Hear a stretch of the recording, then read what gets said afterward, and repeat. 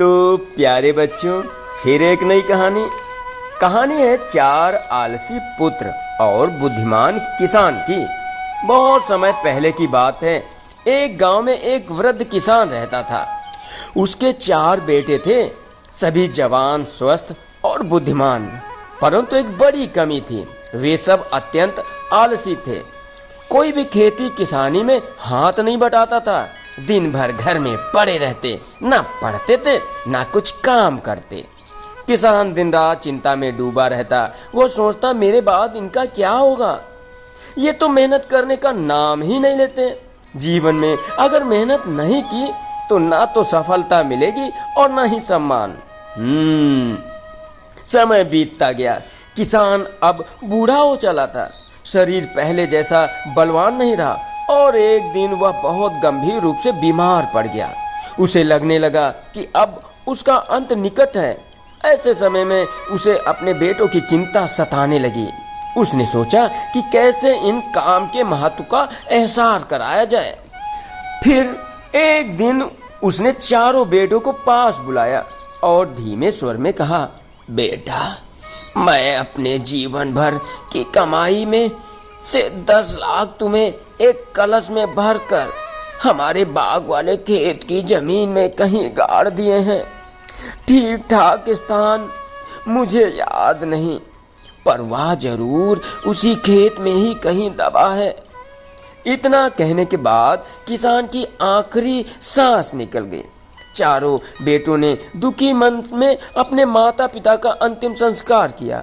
जब शोक का समय बीता तो उन्हें पिता की कई बात याद आ गई। 10 लाख रुपए खेत में गड़े हैं। तो अब चारों उत्साहित हो उठे। सोने के लालच में उन्होंने खेत खोदने का निश्चय किया। अगले दिन से ही वे सभी खेत में जुट गए। किसी ने फावड़ा उठाया, किसी ने कुदाल। जगह जगह उन्होंने गड्ढे खोदने शुरू कर दिए। एक एक इंच जमीन पलट डाला, परंतु कलश नहीं मिला।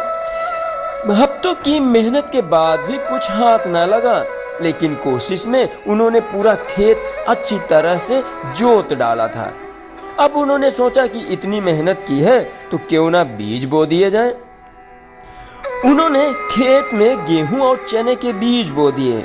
समय पे पानी भी दिया, खरपतवार हटाई। कुछ महीने बाद जब फसल तैयार हुई तो उनकी आंखें खुली की खुली रह गईं। खेत में पहले से कई गुना अधिक उपज थी। अन्न इतना निकला, न केवल उन्होंने बेचकर अच्छा धन कमाया, बल्कि गांव में उनका सम्मान भी बढ़ गया। अब चारों भाइयों को समझ में आ गया कि पिताजी असल में क्या सिखाना चाहते थे। उन्होंने कोई धन जमीन में नहीं गाड़ा था, बल्कि अपने बेटों के भीतर छुपी मेहनत और आत्मविश्वास को जगाना चाहते थे। पिता की कही बात एक प्रतीक थी, मेहनत ही असली धन है। अब चारों भाइयों ने खेती को ही अपना उद्देश्य बना लिया। दिन रात मेहनत करने लगे और समय के साथ उनका जीवन समृद्ध होता गया।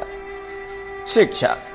इस कहानी से यह सीख मिलती है कि मेहनत ही सच्चा खजाना है। भाग्य उसी का साथ देता है जो हाथ पर हाथ धरकर बैठता नहीं, बल्कि कर्म करता है।